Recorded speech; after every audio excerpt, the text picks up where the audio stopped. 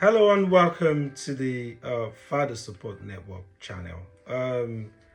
Today we're going to be talking about a very special topic.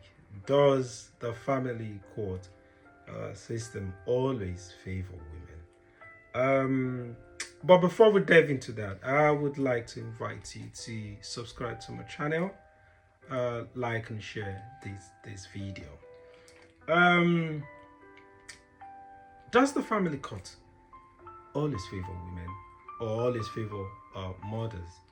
Um, I'm gonna start off by talking about why we have the misconception about uh, the family court always favoring mothers, and then I'm gonna talk about what the what the law actually says, and then maybe give my own experience with the family court system. So why do we have this popular view about that? Like they say, there is no smoke without a fire. So one, when in most cases when a relationship breaks down, and and whether as married couples or whether in a relationship, uh, typically mothers always stay in the family home whilst the father leave the house. And in related to that, the children, if there are children in the relationship, or often stay with the mom in the house. Then again, in the UK where I reside, in 2023, there were uh, the number of single or lone parent household is about 3.18 million, something around that figure. And a whopping 85% of that, like 2.7 million, were led by mothers, whereas 15% was led by fathers. About less than 500,000 family are led by. So we can conclude looking at our statistics and say uh, apparently the system favors mothers. Um, but would we be right? Would we be correct if you look at it very objectively? So say what does the law say? What does the law actually say? So in the eyes of the law, there is no the law is gender neutral when it comes to the rights of the child, where the child stays. Uh, the court considers one the what is in the best interest of the child. So they consider the welfare of the child, and typically the welfare of the child or the best interest will involve things like school education, where proximity to school.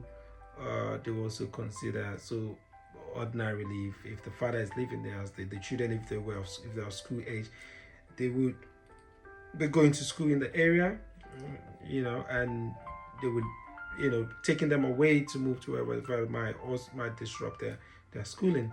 So they could also look again at emotional stability. So look at how that could disrupt the life. They could also look at where they are consistent, having been provided consistent care, attention. And they look at financial capability as well, which parents is able to provide, and look at other issues might also come to play.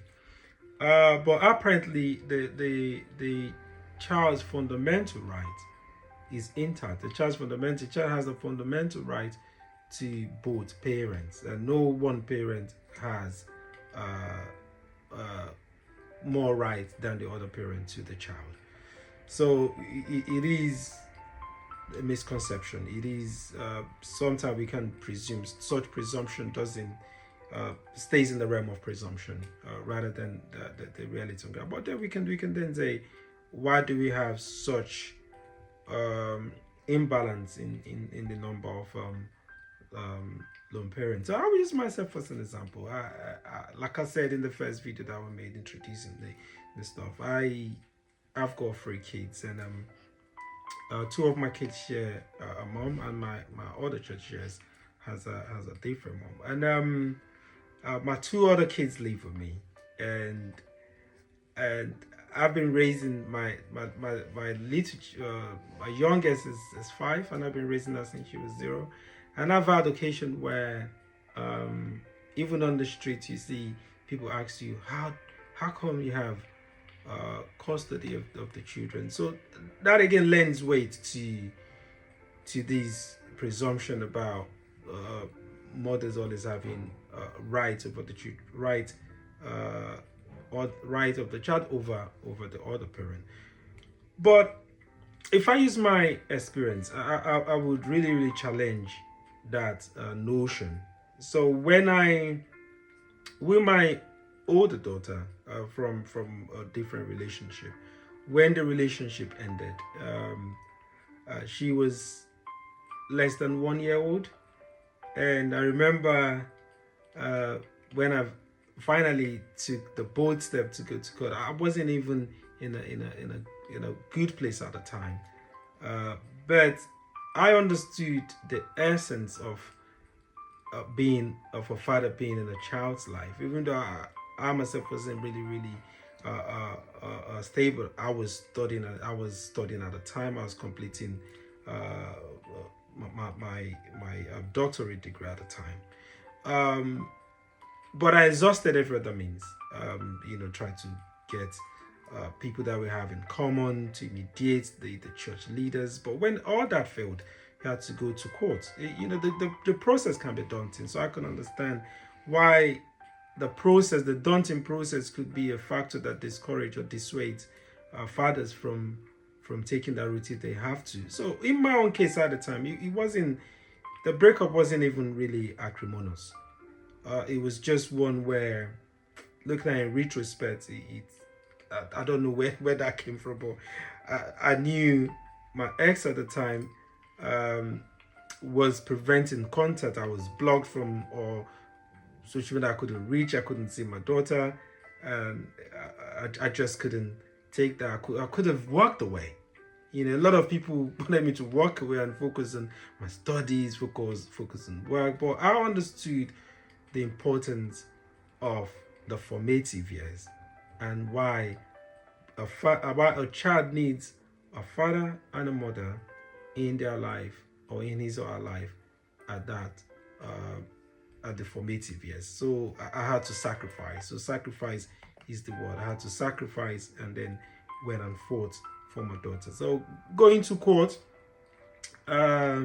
could be daunting. You have to put in the application. I'm going to make a different episode for how to represent yourself. I didn't even have money to get a lawyer. So again, that could be another factor that dissuades men or fathers from pursuing contact. It could be very expensive. Not only in terms of cost, it could be expensive in terms of time. The time that it needs to consume. You have to put in an application. You have to fill in the long application form, and then have to pay the money. You then have to wait for another 6 weeks before you can have the first hearing, and then there's going to be another second hearing, conflict resolution hearing, where it could take another 4 weeks, and then after all of that, that doesn't guarantee that whatever arrangement is made, that the other party or the mother will keep to it. You have to, in my case, have to go to court over and over again. At one point, I was going to court nearly every week. Sometimes I was going 2 or 3 times in a week once contact is broken.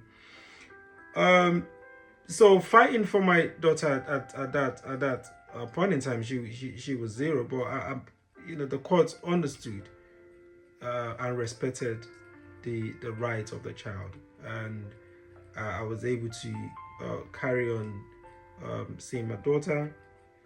Because of the age, I think the judges that handled it at the first time were like lay judges, and in there I remember what they said.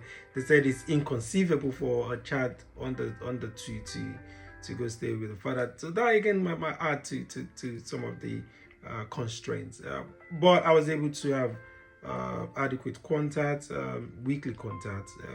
I pick up my daughter I will go to the children's center and talk until she was up to 2, and then she can come have a sleepover. And now my daughter is 9, and I've been in her life since then. She's having a healthy relationship with me and our other siblings. So it's really worth fighting for. It might be very daunting, but it's worth fighting for. So my other 2 children, so sometimes it could be case by case, but the underlying thing is the child's right takes paramount.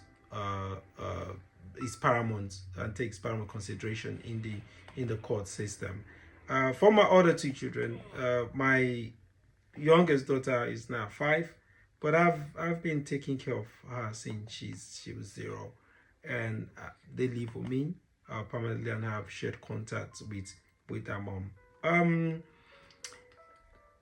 So what am I saying in essence? What I'm saying in essence is it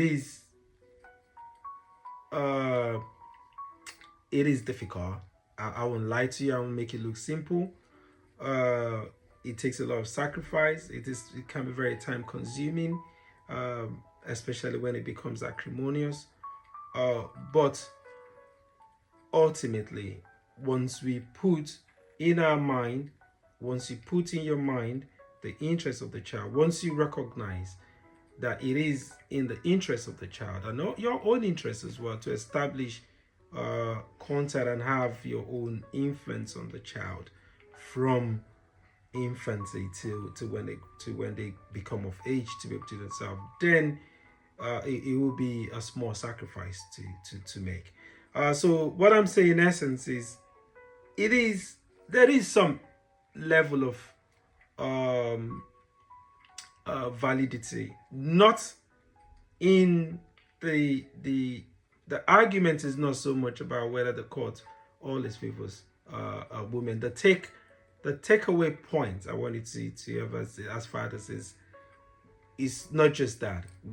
The fathers that do not pursue contact might do this out of frustration, I might just not have or think that they don't have the help or the support. And that's why we're here. The resources, either the time to commit to pursuing contact and being involved in the child's life. But I want to say to you, it's actually worth it. And you should be armed with this idea, armed with this knowledge that you have a right, you have equal rights and equal access to your child, and you have the right to be able to make decisions that will affect your child. So I hope I've been able to educate us today. I will next time we'll talk about representing yourself in the court and many other exciting topics. So for now, take care, and I'll see you again.